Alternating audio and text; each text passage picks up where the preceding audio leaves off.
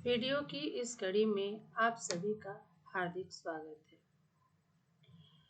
हम पेपर 2 के अंतर्गत यूनिट 3 के ब्रिटिश कालीन भारतीय शिक्षा नीति के अंतर्गत बात कर रहे हैं और इस टॉपिक के अंतर्गत इससे पहले भी इसके कई हिस्सों में वीडियो जारी हो चुका है। तो इस कड़ी में हम बात करेंगे वुड के घोषणा पत्र के मूल्यांकन के संदर्भ में। इससे पहले का जो वीडियो था उसमें हम लोग वुड के घोषणा पत्र और उसकी सिफारिशों के बारे में विस्तार से बात किए थे। तो आइए आज के इस वीडियो में हम बात करेंगे कि वुड का जो घोषणा पत्र था उसका भारतीय शिक्षा पर कैसा प्रभाव रहा। इसी संदर्भ में हम मूल्यांकन करेंगे और उसके गुण दोषों पर चर्चा प्रस्तुत करेंगे। यूं तो देखा जाए तो कंपनी की स्थापना के बाद अंग्रेजों ने भारत में अपना पैर काफी मजबूत कर लिया था और वे धीरे धीरे राजनीतिक एवं प्रशासनिक क्षेत्रों में भी प्रवेश करना प्रारंभ कर दिए थे। तो हम इस प्रकार देखते हैं कि भारत में शिक्षा का जो स्वरूप रहा वो अंग्रेजों ने कैसे कैसे निश्चित करना शुरू किया। आज्ञा पत्र की बात करें तो सर्वप्रथम हमें आज्ञा पत्र 1698 का जिक्र मिलता है, लेकिन वह शिक्षा के रूप में बहुत प्रभावी नहीं रहा, शिक्षा के क्षेत्र में बहुत प्रभावी नहीं रहा, इसलिए उसका उल्लेख अक्सरहा नहीं मिलता है कई किताबों में। लेकिन शिक्षा से संबंधित आज्ञा पत्र 1813 और 1833, उसके बाद मैकाले महोदय का पदार्पण, उनका मिनट, मतलब ये सब जो है अपना एक महत्वपूर्ण भूमिका निभाता है। लेकिन आपका जो है वुड का घोषणा पत्र, ये भारतीय शिक्षा के इतिहास में इसे महाधिकार पत्र कहा जाता है, मैग्ना कार्टा कहा जाता है। तो मैग्ना कार्टा मेरे समझ से इसलिए है क्योंकि भारत में इसने एक शिक्षा का सुव्यवस्थित रूप निर्धारित किया और जिस पर चलकर भारतीय शिक्षा के लक्ष्यों को प्राप्त किया गया अंग्रेजों के अनुसार। घोषणा पत्र के मूल्यांकन के संदर्भ में हम बात करें तो इसमें सबसे पहले हम गुणों का अवलोकन करते हैं और प्रथम बिंदु जो वो है शिक्षा की निश्चित नीति और दिशा का निर्धारण करना, इस पर हम बात करेंगे। तो हम ये देख सकते हैं कि फ्रांसीसियों एवं अंग्रेजों का युद्ध हुआ और उसमें अंग्रेज विजयी रहे, यानी भारत में कंपनी शासन के रूप में अंग्रेजों का वर्चस्व मजबूत हुआ, फ्रांसीसियों के जड़ उखड़ गए और तमाम छोटे छोटे प्रयासों के बाद भारत में जो शैक्षिक स्थिति थी उसका एक निश्चित रूपरेखा भारतीय एवं अंग्रेजों दोनों के समक्ष नहीं था। तो चाहे वो अंग्रेज अपनी ही स्वार्थ पूर्ति के लिए शिक्षा की व्यवस्था को निश्चित स्वरूप प्रदान करना चाहते थे तो वही सही, लेकिन भारतीयों को एक शिक्षा का निश्चित और व्यवस्थित स्वरूप प्रदान हुआ और एक सही दिशा का निर्धारण हुआ। तो भारतीय शिक्षा के क्षेत्र में अब तक चली आ रही अनिश्चय की नीति को समाप्त करते हुए कभी यह डिसाइड नहीं होता कि पैसा कौन खर्च करेगा, शिक्षा का नियंत्रण किसके हाथ में रहेगा, शिक्षा पे जो कंट्रोल है वह उस संदर्भ में राज्य सरकार की बातें मान्य होगी कि बंगाल गवर्नमेंट का होगा। ये तमाम बातें जो हैं वो अनिश्चितता की ओर ले जाती हैं। तो वुड महोदय ने अपने घोषणा पत्र के माध्यम से इन सारी अनिश्चितताओं को समाप्त कर दिया और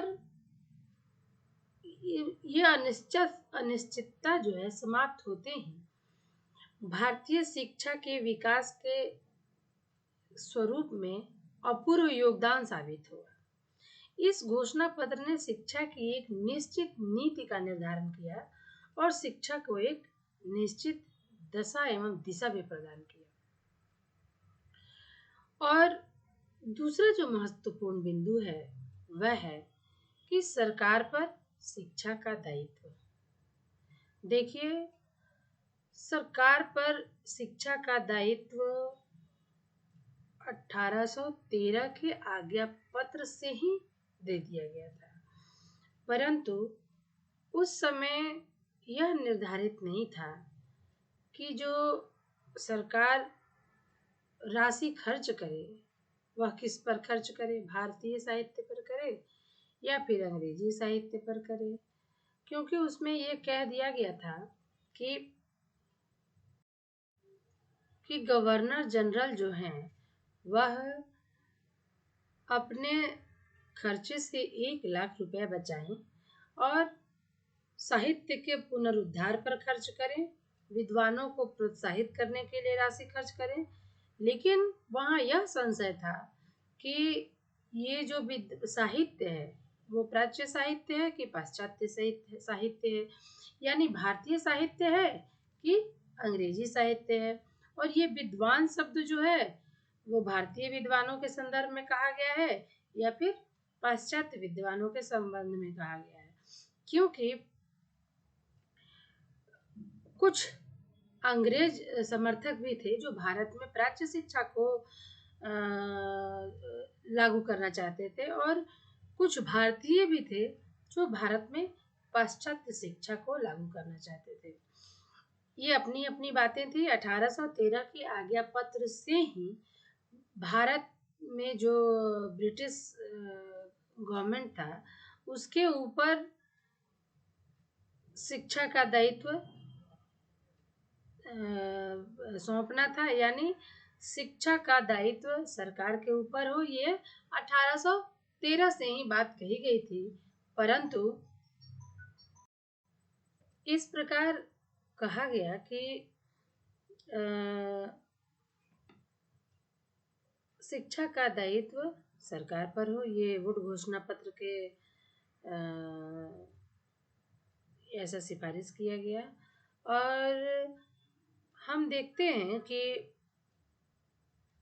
1813, 1833 और 33 के आज्ञा पत्र के माध्यम से मैकाले महोदय का आगमन, और उन्होंने मैकाले महोदय ने स्पष्ट तौर पर निश्चित कर दिया कि भारतीय शिक्षा मतलब अविकसित शिक्षा, गंवारू शिक्षा, क्योंकि वो एक दंभी व्यक्ति थे। तो उन्होंने भारतीयों पर और भारत में पाश्चात्य साहित्य को थोप दिया। उनके हिसाब से अगर ब्रिटिश गवर्नमेंट का विकास चाहिए, भारतीयों का विकास चाहिए, तो आपका पाश्चात्य शिक्षा ही अधिक उपयुक्त है। घोषणा पत्र का अवलोकन के संबंध में हम गुणों का अवलोकन कर रहे हैं और इसी माध्यम से हम देखेंगे कि तीसरा महत्वपूर्ण बात जो है वह है कि व्यापक और व्यवस्थित शिक्षा योजना। ये बात सही है कि भारत में अंग्रेजी राज्य की स्थापना के उपरांत एक लंबे अंतराल तक भारत अपनी शिक्षा के स्वरूप को लेकर काफी अनिश्चित रहा। तो इस घोषणा पत्र के द्वारा वुड महोदय ने पहली बार एक व्यापक और व्यवस्थित शिक्षा योजना देश के सामने प्रस्तुत की। इस प्रकार भारत को शिक्षा का व्यवस्थित स्वरूप प्रदान हुआ, ये निश्चित ही बात सही है। जो भारतीयों के लिए अत्यंत महत्वपूर्ण साबित हुआ। गुणों का अवलोकन हो रहा है और इस संबंध में अगला जो महत्वपूर्ण बात है वह है जन साधारण की शिक्षा पर बल। वुड महोदय के घोषणा पत्र के माध्यम से पहली बार जन साधारण की शिक्षा के लिए बात कही गई। मैकाले महोदय ने भारतीयों को शिक्षित करने के लिए निस्यंदन सिद्धांत का सिफारिश किया। निस्यंदन सिद्धांत को उन्होंने लागू करने के लिए कहा, लेकिन निस्यंदन सिद्धांत का जो रूल था, जो नियम था कि भारत के लोगों में उच्च वर्गों को शिक्षित किया जाए अंग्रेजी साहित्य के माध्यम से, और ये जो जब उच्च वर्ग के लोग जब शिक्षित हो जाएंगे तो भारत की आम जनता यानी जन साधारण लोग भी शिक्षित हो जाएंगे, यानी शिक्षा ऊपर से छन छन कर जन साधारण तक पहुंचेगी और इस प्रकार यहाँ की साधारण जनता भी अंग्रेजी साहित्य के माध्यम से शिक्षित हो जाएगी। तो इस छनाई सिद्धांत को वुड महोदय ने अस्वीकार कर दिया और उन्होंने कहा कि भारतीय जनता को अगर शिक्षित करना है तो सबसे पहले जन साधारण की शिक्षा पर बात किया जाए, और उन्होंने जन साधारण की शिक्षा पर पुरजोर बल दिया। यानी हम कह सकते हैं कि वुड महोदय जो है काफी विवेकशील प्राणी हैं और उनको पता है कि भारत में जितनी आबादी है उसका एक बहुत बड़ा भाग जन साधारण लोगों की है, और यूं कहें तो किसी भी राष्ट्र में उच्च वर्गों की संख्या कम होती है, जन साधारण लोगों की ही संख्या अधिक होती है। तो अगर हम किसी भी राष्ट्र को, किसी भी देश को शिक्षित बनाना चाहते हैं तो सबसे पहले वहाँ के जन साधारण लोगों को शिक्षित करना चाहिए। और इसी क्रम में वुड महोदय ने अपने घोषणा पत्र में जन साधारण को शिक्षित करने की बात कही और यह काफी प्रभावी रहा। इसीलिए हम समझते हैं कि इसे शिक्षा का महाधिकार पत्र कहा गया है, महाधिकार पत्र का संज्ञा प्राप्त किया गया है। यानी जन साधारण के शिक्षित हो जाने से भारत में रह रहे लोगों के एक बहुत बड़ा भाग को शिक्षित कर दिया जाएगा। इसी क्रम में आगे बढ़ते हुए जो दूसरा महत्वपूर्ण बिंदु है उस पर बात करेंगे और वह है विश्वविद्यालय शिक्षा का सूत्रपात। पहली बार भारत में विश्वविद्यालय शिक्षा की बात कही गई। घोषणा पत्र ने भारत में विश्वविद्यालय शिक्षा की आधारशिला रखी, हम ऐसे भी कह सकते हैं। विश्वविद्यालयों की स्थापना और उनके प्रशासन व कार्यों पर प्रकाश डालकर घोषणा पत्र ने उच्च शिक्षा में महत्वपूर्ण योगदान दिया। उच्च शिक्षा के क्षेत्र में हम यूं बात करें तो ऐसा नहीं है कि कोई कार्य पहली बार किया गया। 1781 ईस्वी में कलकत्ता मदरसा का स्थापना हुआ। 1791 में बनारस संस्कृत कॉलेज का स्थापना हुआ। 1800 में फोर्ट विलियम का स्थापना हुआ। लॉर्ड वेलेस्ली ने करवाया था फोर्ट विलियम कॉलेज का स्थापना, हम सभी जानते हैं। तो उच्च शिक्षा के क्षेत्र में कई महत्वपूर्ण प्रयास पहले भी हो चुके थे, लेकिन यहाँ नया यह था कि इन उच्च शिक्षा केंद्रों को निर्देशित करने के लिए, संगठित करने के लिए, उन पर पकड़ रखने के लिए विश्वविद्यालय शिक्षा की बात सबसे पहले वुड के घोषणा पत्र में ही कही गई। यानी उच्च शिक्षा को भी व्यवस्थित करने के क्षेत्र में जो वुड महोदय ने बात कही वह अत्यंत प्रभावी एवं महत्वपूर्ण थी।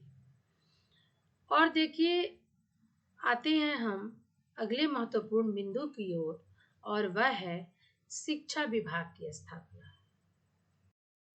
शिक्षा विभाग की स्थापना के संदर्भ में इससे पहले एडम्स महोदय ने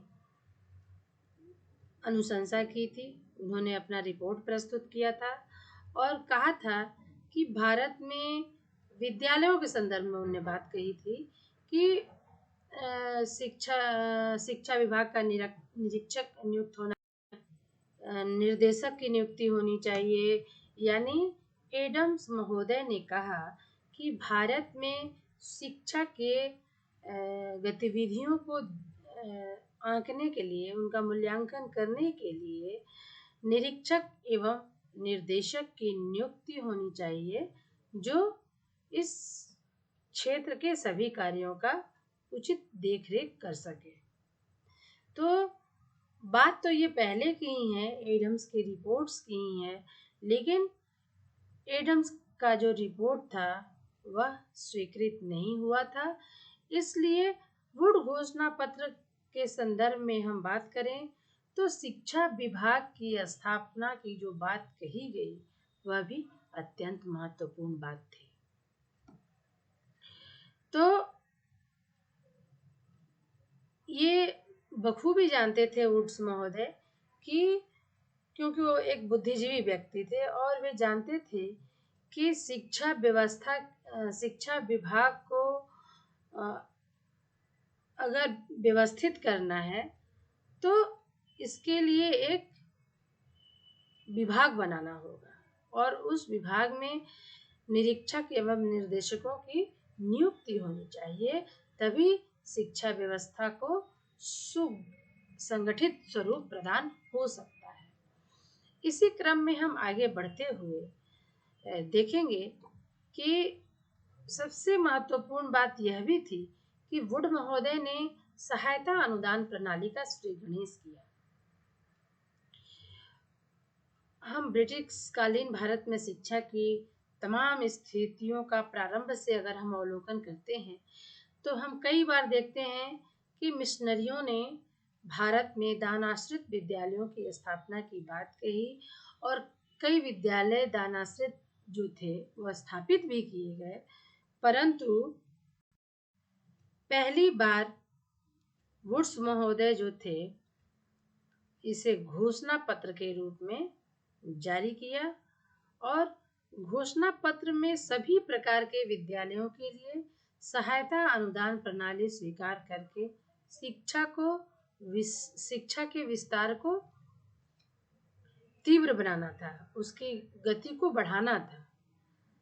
इसी क्रम में हम आगे बढ़ेंगे और बात करेंगे कि शिक्षण प्रशिक्षण की व्यवस्था और प्रसार, ये महत्वपूर्ण बिंदु था, ये महत्वपूर्ण गुण था वुड्स के घोषणा पत्र के।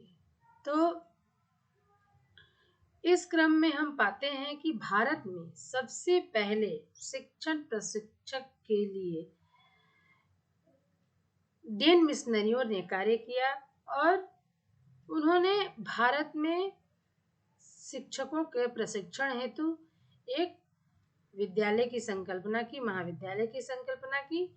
उसके बाद सबसे पहले वुड्स महोदय का ही सुझाव रहा, ये उनके घोषणा पत्र का गुण रहा कि शिक्षक प्रशिक्षण संबंधी घोषणा पत्र की सिफारिशों के परिणाम स्वरूप भारत में अनेक प्रशिक्षण विद्यालय खोले गए और छात्र अध्यापकों को छात्रवृत्तियां दी गई, जिससे क्या हुआ, देश में पढ़े लिखे लोगों में शिक्षण कार्य के प्रति आकर्षण उत्पन्न हुआ।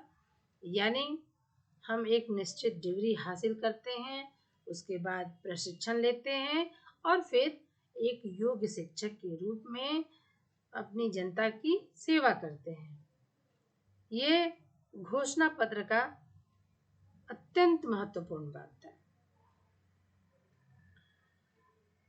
उसके बाद हम अगले महत्वपूर्ण बिंदु पर देखते हैं, वह था कि व्यावसायिक शिक्षा पर बल। यानी हम कह सकते हैं कि वुड महोदय निश्चित ही एक बुद्धिजीवी व्यक्ति थे और वे भारत में ऐसी शिक्षा की संकल्पना चाहते थे जिससे अंग्रेजों की स्वार्थ पूर्ति भी हो और भारतीयों का विकास भी हो उसी के माध्यम से। तो सबसे पहले तो अंग्रेजों के सामने एक ज्वलंत समस्या था कि यहाँ जो भारत में युवा थे वह आए दिन आंदोलन करते चलते थे। तो सबसे पहले उन्होंने सोचा कि इस समस्या से भी बचने के लिए और भारतीयों के गुणवत्ता के कार्य के गुणवत्ता के में सुधार हेतु इनको प्रोफेशनल एजुकेशन दिया जाए, व्यवसायिक शिक्षा दिया जाए, जिससे क्या होगा, जिससे होगा कि व्यवसायिक शिक्षा संस्थाओं की स्थापना होगी और उसमें भारतीय युवा जो हैं प्रशिक्षण प्राप्त करके नए नए क्षेत्रों में अपने ऊर्जा का समुचित उपयोग करेंगे और उस ऊर्जा के समुचित उपयोग के माध्यम से अंग्रेजी सरकार को फायदा होगी और यहाँ आए दिन होने वाले आंदोलन जो हैं वह भी स्थगित रहेंगे। और इसी क्रम में बात करते हुए हम पहुंचते हैं, अगला जो बिंदु है वह है कि भारतीय भाषाओं को प्रोत्साहन। देखिए, हम इससे पहले देख चुके हैं कि एडम्स के रिपोर्ट में भी भारतीय भाषाओं की पुस्तकों, उनके शिक्षकों इत्यादि को महत्वपूर्ण स्थान दिया गया है, परंतु वह अस्वीकृत रहा। उसके पूर्व मैकाले महोदय ने अपनी दंभिता के आधार पर क्या किया, भारतीय भाषाओं को गंवारू कहा और भारतीय साहित्य एवं भारतीय भाषाओं को वे भारतीय जनसाधारण के शिक्षा के मार्ग में बाधा समझा और उन्होंने इसकी सख्त मनाही की। इस मनाही के क्रम में उन्होंने ये भी कहा कि न कोई पुस्तकों का मुद्रण होना चाहिए, न कहीं भारतीय भाषाओं की शिक्षक की नियुक्ति होनी चाहिए, इत्यादि इत्यादि। तो इस क्रम में भी हम कह सकते हैं कि वुड का घोषणा पत्र जो था तो भारतीय भाषाओं को प्रोत्साहित किया। तो शिक्षा के माध्यम के विषय में चले आ रहे जो विवाद थे वह वुड के घोषणा पत्र के माध्यम से समाप्त हो गया। इसके अनुसार अंग्रेजी के साथ साथ देसी भाषाओं को भी माध्यम के रूप में स्थान दिया गया। मैकाले जो था दंभी व्यक्ति था, अभिमानी था, मिथ्या अहंकार से ग्रसित था। तो वह चाहता था कि भारत में सिर्फ और सिर्फ अंग्रेजी साहित्य और उस साहित्य से जुड़े विद्वान ही पैदा ले, उन्हीं का प्रसार हो। लेकिन इस मैकाले के अलावे जितने भी अंग्रेज बुद्धिजीवी भारत में आए, उन्होंने भारतीयों के विकास में यहाँ के भाषाओं को के योगदान को नहीं नकारा, उसको स्थान दिया। और हम गुण दोषों का अवलोकन कर रहे हैं वुड घोषणा पत्र का। तो इसी क्रम में हम आगे बढ़ते हुए देखते हैं कि सबसे पहली बार क्रमबद्ध विद्यालयों की स्थापना की बात वुड महोदय ने कही। यानी घोषणा पत्र में क्रमबद्ध विद्यालयों का सुझाव जो था वह शिक्षा के क्षेत्र में अपना महत्वपूर्ण योगदान निभाया, क्योंकि ऐसा नहीं था कि प्राथमिक स्तर की शिक्षा, माध्यमिक स्तर की शिक्षा भारत में नहीं दी जाती थी, लेकिन उसको सीक्वेंस प्रदान करके उन्होंने भारतीय शिक्षा के क्षेत्र में महत्वपूर्ण योगदान दिया। अब हम आते हैं, बात करेंगे कि छात्रवृत्तियां प्रदान करने की बात कही गई। उन्होंने छात्रवृत्तियां प्रदान करने की व्यवस्था की। तो इस बिंदु के अंतर्गत हम देखते हैं कि घोषणा पत्र में योग्य और प्रतिभाशाली विद्यार्थियों को छात्रवृत्तियां प्रदान करने से योग्य और निर्धन विद्यार्थियों को शिक्षा प्राप्त करने और अपनी प्रतिभा का विकास करने का अवसर प्राप्त हुआ। वैसे बच्चे जो आर्थिक रूप से पिछड़े हुए थे, उनके माता पिता वो बच्चों को कहाँ से पढ़ाएंगे। बच्चे पढ़ने लिखने में तो तेज हैं, परंतु ये आर्थिक स्थिति जो है वो बहुत बड़ी बाधा थी। तो वुड महोदय ने ऐसी प्रतिभाओं को आगे लाने के लिए, आगे लाकर उनका विकास करने के लिए और उस विकास के माध्यम से अपना विकास करने के लिए इन लोगों को वे छात्रवृत्ति प्रदान करने की बात कही। और ये जो है भारतीय शिक्षा को बढ़ावा देने में, प्रतिभाओं को सम्मान देने में काफी महत्वपूर्ण भूमिका निभाई। तो यह भी एक बहुत बड़ा गुण था। अगला जो सबसे महत्वपूर्ण बात है वह है कि निस्यंदन सिद्धांत की अस्वीकृति की गई। ये होना भी चाहिए था, क्योंकि किसी भी राष्ट्र का एक बहुत बड़ा भाग जनसाधारणों की ही होती है। और भारत की बात करें तो यहाँ सबसे अधिक है। तो निस्यंदन सिद्धांत को, छनाई सिद्धांत को हटाने की बात कही और इससे जन शिक्षा को प्रोत्साहन मिला।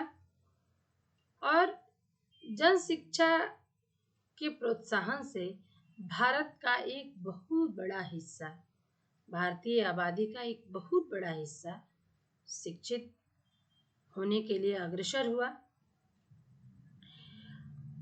पहली बार धर्मनिरपेक्ष शिक्षा की बात कही गई, यानी घोषणा पत्र के द्वारा धर्मनिरपेक्ष शिक्षा संस्थाओं को अनुदान देने की बात कही गई और जिसमें सबसे पहली बार देश में धर्म निरपेक्ष शिक्षा का प्रारंभ हुआ। ये तो बात गुण का है, लेकिन हम इसी सेम बिंदु पर अगर हम दोष में जाएंगे तो वहां देखेंगे कि बात तो यहाँ धर्मनिरपेक्ष शिक्षा की कर दी गई, परंतु ऐसा हो न सका। हम इसका विस्तार से चर्चा आपको जब दोषों का अवलोकन करेंगे तब करेंगे।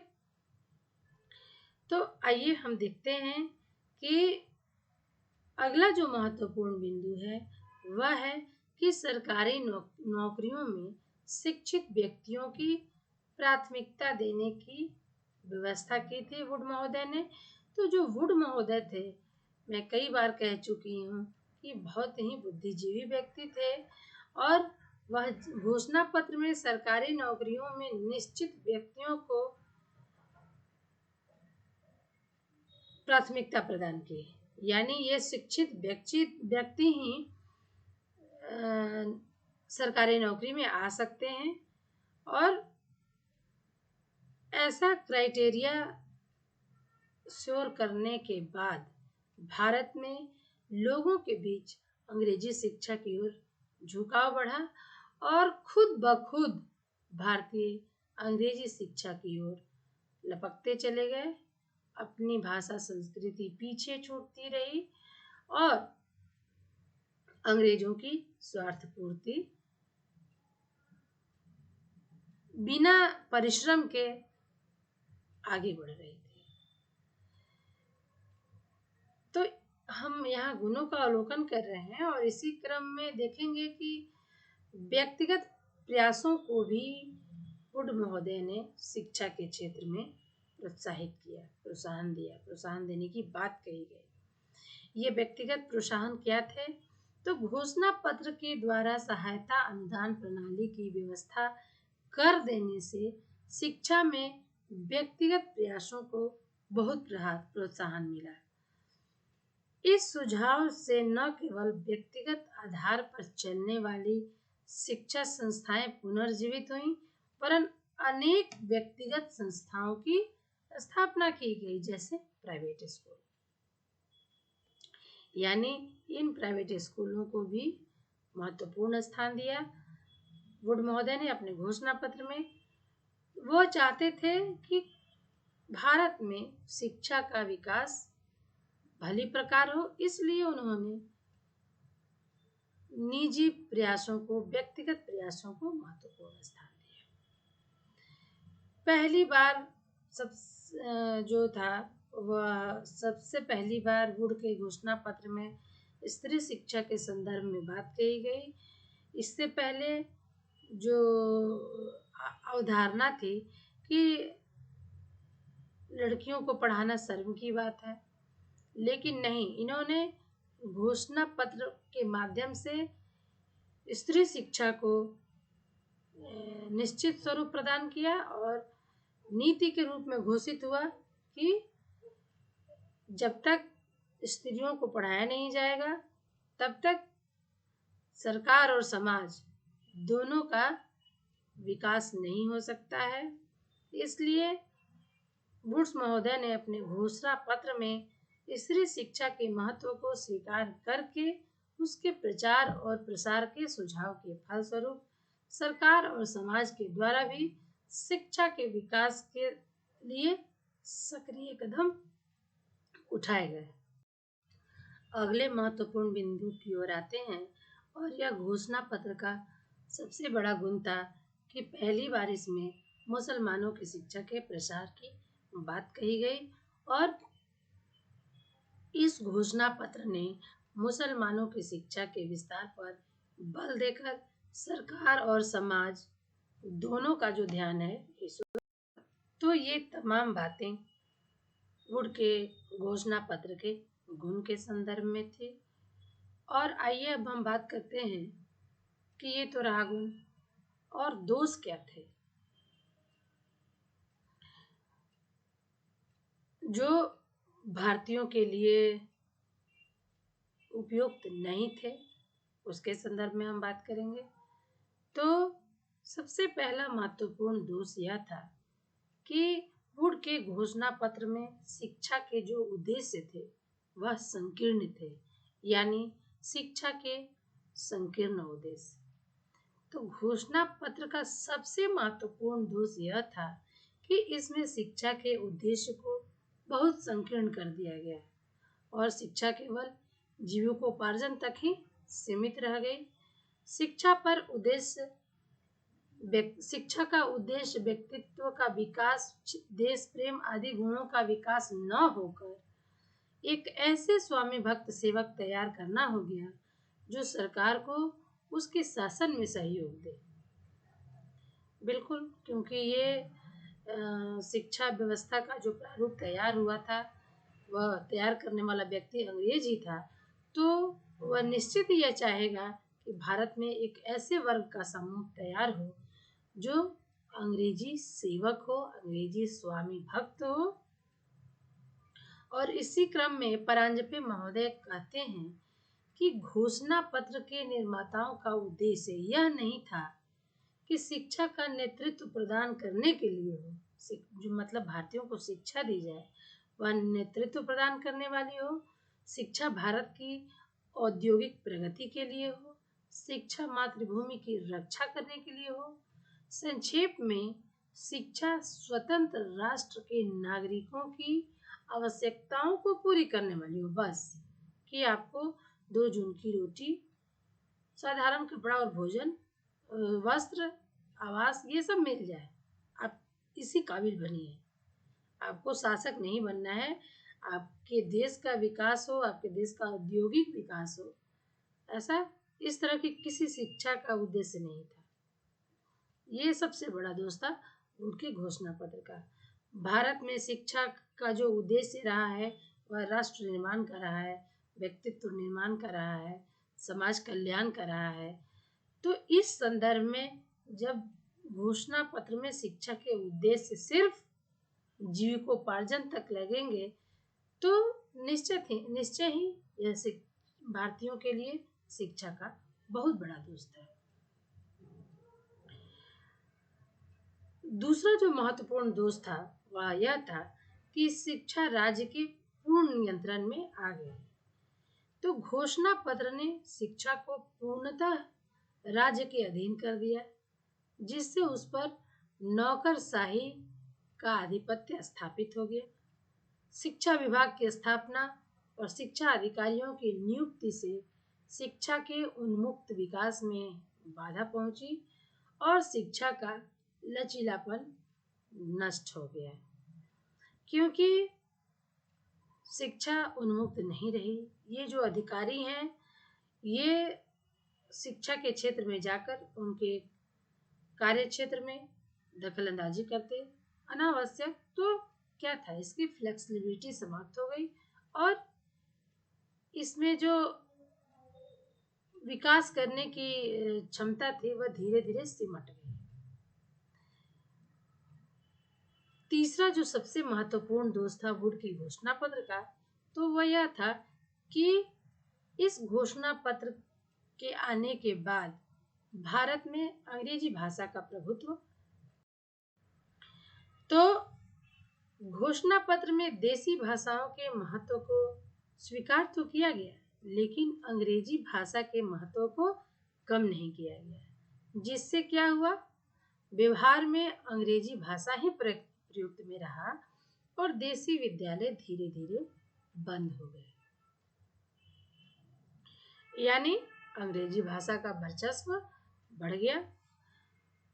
तो इसी क्रम में हम बात यहाँ दोषों की कर रहे हैं, कमियों की कर रहे हैं। वुड घोषणा पत्र को भारतीय शिक्षा इतिहास का मैग्ना कार्टा कहा जाता है और निहायत ही यह कई मानकों पर मैग्ना कार्टा साबित हुआ भी है। परंतु यहाँ हम दोषों की बात कर रहे हैं, तो इसी क्रम में जो चौथा महत्वपूर्ण दोष था वह यह था कि विश्वविद्यालयों का विदेशी स्वरूप। यानी भारत में विश्वविद्यालय की स्थापना तो कही गई, यह निश्चित ही बहुत अच्छी बात थी वुड घोषणा पत्र में भारतीय शिक्षा व्यवस्था को लेकर, परंतु इसका जो स्वरूप था वह विदेशी था। घोषणा पत्र में लंदन विश्वविद्यालय को आदर्श मानकर भारत में विश्वविद्यालयों की स्थापना करने का सुझाव दिया गया। इस प्रकार भारत के प्राचीन विश्वविद्यालयों की आदर्श परंपराओं की अवहेलना करके भारत की भूमि पर विदेशी ढांचा खड़ा करने का प्रयत्न किया गया।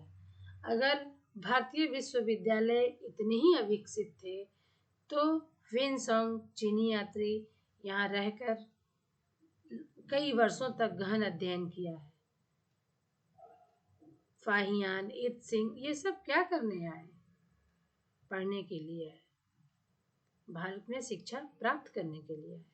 लेकिन ये बात तब की थी, बात यहाँ वुड के घोषणा पत्र की कमियों का हो रहा है और भारतीय विश्वविद्यालयों का स्वरूप बदलकर विदेशी कर दिया गया, जिससे भारतीय जो है अपनी आदर्शताओं को, अपनी परंपराओं को ऐसा समझने लगे कि अब खो जाएगा और लगभग खोने के कगार पर पहुंच गया। उनका समझना गलत नहीं था। अब आते हैं जो पांचवा सबसे महत्वपूर्ण दोष था, वह यह था कि परीक्षा प्रणाली का जो है प्रभुत्व हो गया और शिक्षा पर जब परीक्षा प्रणाली का प्रभुत्व कायम होगा तो लोगों का जो ज्ञान का क्षेत्र है वो संकीर्ण हो जाएगा। लोग सिर्फ परीक्षा की आवश्यकता को पूरा करने के लिए पढ़ेंगे, उतना ही पढ़ेंगे जिससे वो परीक्षा में अच्छे नंबरों से पास हो जाए। ज्ञान प्राप्त करने का कोई उद्देश्य नहीं था। हम आज भी देखें तो अगर हमें पता है कि इस पुस्तक का या इस विषय का ये भाग जो है परीक्षा में महत्वपूर्ण रूप से पूछा जाता है, तो हम निश्चय ही उन भागों को अधिक गहनता से अध्ययन करते हैं और परीक्षा में उसको पढ़कर लिखकर अच्छे अंकों से पास हो जाते हैं। तो यानी परीक्षा प्रणाली का प्रभुत्व तो बढ़ा, जिससे भारतीयों में ज्ञान प्राप्त करने की जो क्षमता थी, यानी भारतीयों को पढ़ने का उद्देश्य, शिक्षा का उद्देश्य यह था कि ज्ञान की प्राप्ति हो, उसका समाप्त हो गया और यह सिर्फ शिक्षा प्राप्त करने का उद्देश्य परीक्षा पास करना हो गया। और इसी संदर्भ में एन बसु महोदय ने लिखा है कि विद्यार्थियों ने सरल उपाय खोज निकाले, ये बिना समझे हुए विषय वस्तु को रटने लगे। साथ ही उन्हें इस कार्य में सहायता देने के लिए बाजार में पुस्तकों की पूंजियों और टीकाओं की बाढ़ आ गई। वो आज भी देखते हैं कि हम अपने परीक्षाओं के विशेष तैयारी के लिए गाइड का सहारा लेते हैं। जो छठा सबसे महत्वपूर्ण दोष था वह यह था सहायता अनुदान प्रणाली की कठोर शर्तें।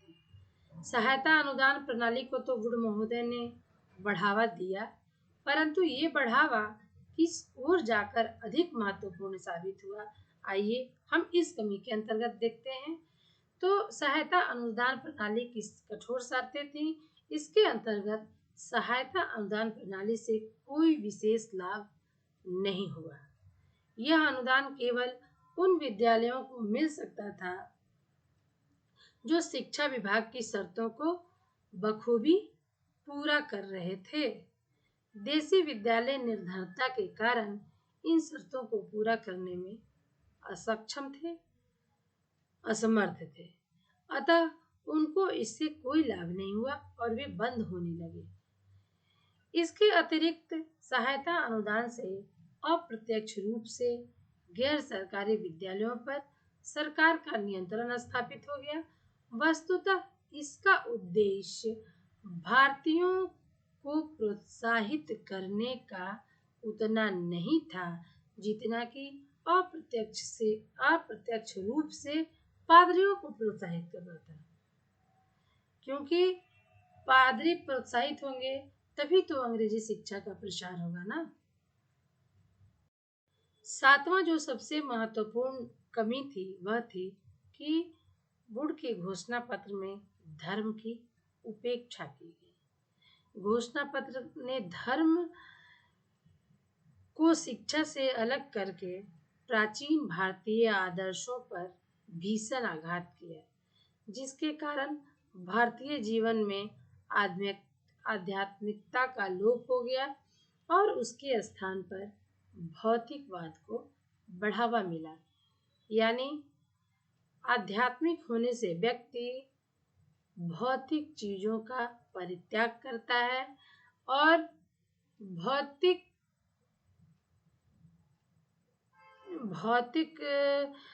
कह सकते हैं कि भौतिकता से लिप्त होने के बाद व्यक्ति जो है वह कई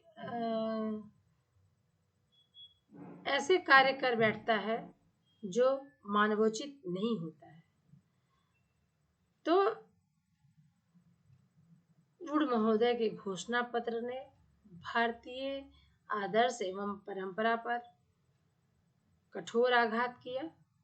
धर्म की उपेक्षा इसी बात से समझी जा सकती है। तो इस घोषणा पत्र का आठवां सबसे महत्वपूर्ण दोष यह भी था कि इसने भारतीय साहित्य एवं संस्कृति की उपेक्षा की। तो घोषणा पत्र में यद्यपि प्राचीन भारतीय साहित्य की उपयोगिता को स्वीकारा गया, तथापि शिक्षा के मुख्य उद्देश्य के अंतर्गत भारतीय संस्कृति के विकास के महत्व को कम कर दिया गया। वस्तुतः अंग्रेजों का मुख्य उद्देश्य भारत में पाश्चात्य सभ्यता और संस्कृति और साहित्य का विकास करना ही था। यानी हम ये कह सकते हैं कि अनुदान प्रणाली की जो शर्तें हैं वह तो सिर्फ पूरा करने वालों को ही मिलेगा और भारतीय देसी विद्यालयों को ये अनुदान मिलेगा ही नहीं। तो वे अपनी साहित्य के बारे में, ना अपने आदर्शों के बारे में, ना अपनी संस्कृति के बारे में बात कर पाएंगे, तो निश्चय ही यह उपेक्षित होगा। और नौवां जो सबसे महत्वपूर्ण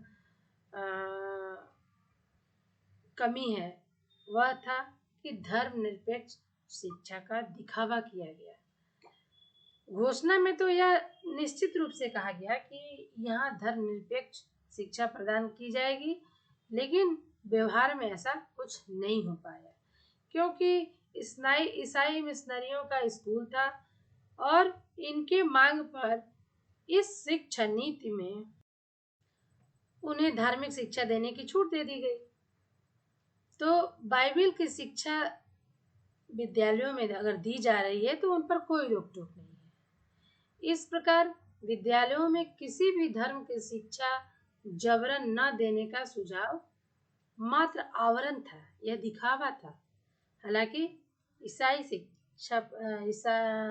बाइबिल की शिक्षा यानी ईसाइयों के धर्म की ईसाइयत की शिक्षा देना कोई बुरी बात नहीं थी, यह कोई जो है धर्म निरपेक्षता में बाधा नहीं थी।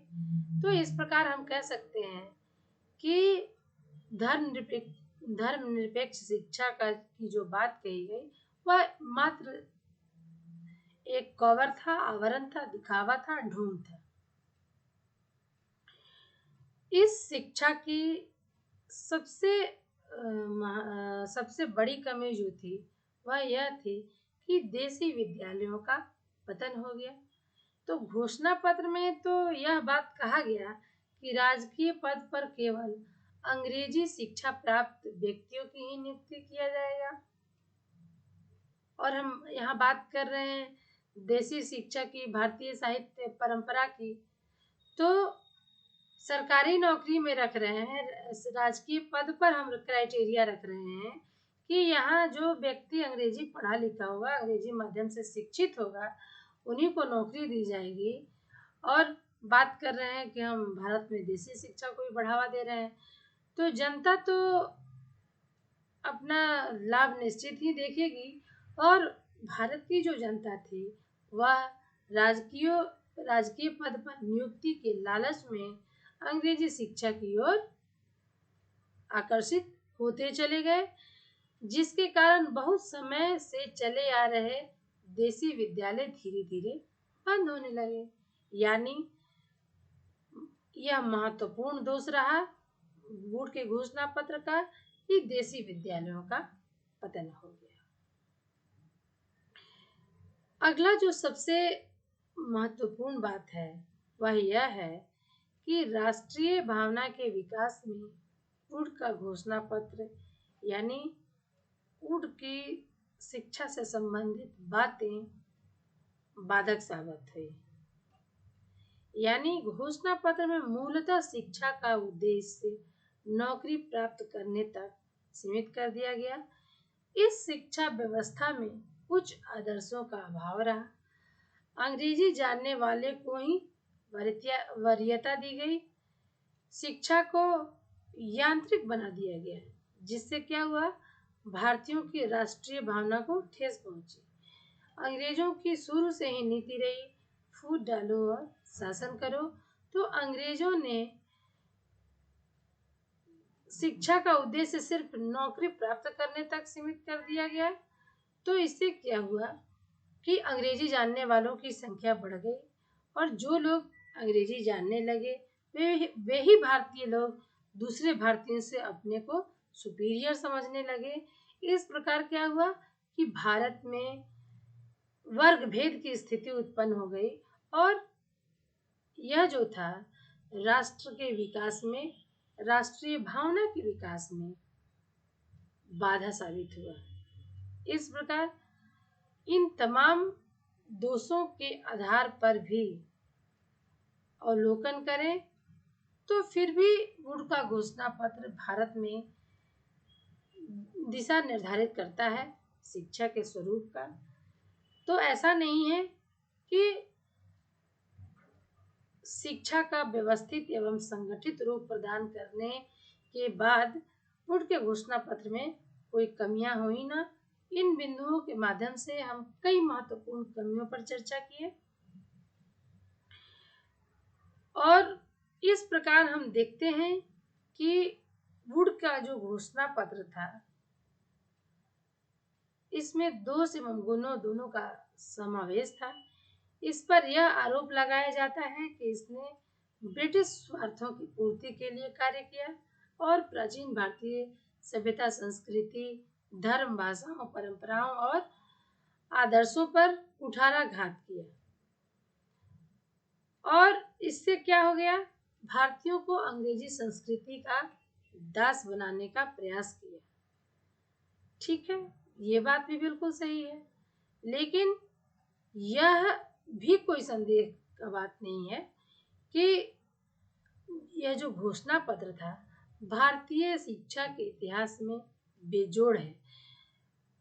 हम देखते हैं कि भारत में कई विदेशी शक्तियां आई गई, जो शिक्षा का स्वरूप है वो काफी छिन्न भिन्न रहा, और वुड महोदय का ही घोषणा पत्र है जो भारतीय शिक्षा को सही दशा एवं दिशा प्रदान करता है। तो हम यह बात निश्चित रूप से कह सकते हैं, बल देकर कह सकते हैं कि इसका जो स्थान था वह भारतीय शिक्षा के इतिहास में बेजोड़ था। इसने शिक्षा के इतिहास में एक नए अध्याय का आरंभ किया।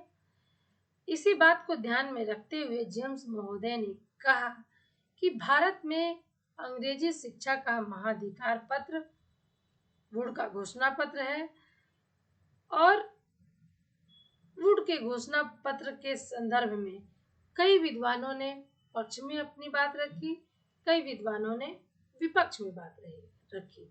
तो आइए हम कुछ विचारकों के विचारों के माध्यम से पक्ष और विपक्ष की बातों पर भी थोड़ी चर्चा कर लेते हैं। वुड घोषणा पत्र के पक्ष में विचार रखते हुए